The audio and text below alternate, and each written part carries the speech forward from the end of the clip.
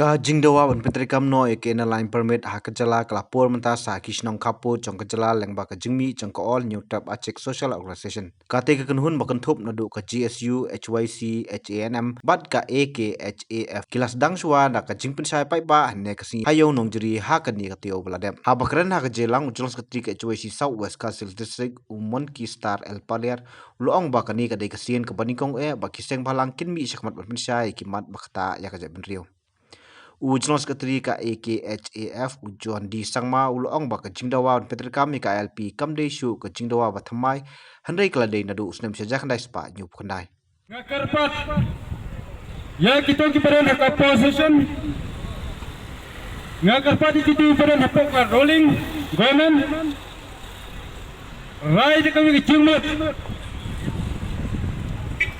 omtang kisang balang kibaran kami LP Biru ngatip say, bilang nampak hadu kata-kata. Ikon jong pi, iksiu jong pi, ilondin kimandin jong pi, ngatip say, bikilan kam, talat hadu kata-kata YKLP. Na kata-kata, ngakarpat ya berarti new promote ki male,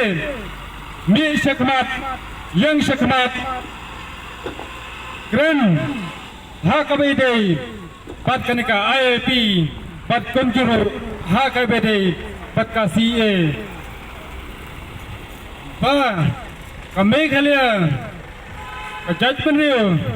ke preview truk ngidamkan kaki haduk kata-kata pantrikam no ya KLP kata orang apa pensaya pada kini kadi jingdawa LP mdana ke bentakap Indai Indai kadai kena kapenta ki paida.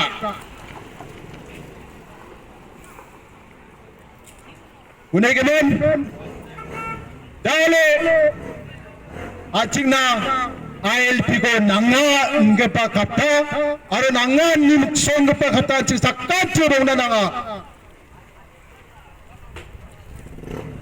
Unai kemen NGO ni kita. Mai ko program dong education dong nakang ode acing public ni movement dong nanga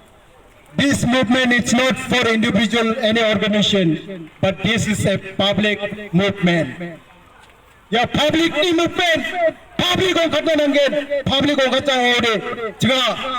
NGO ni kam kagata mamung salbacha bima nget na manjawa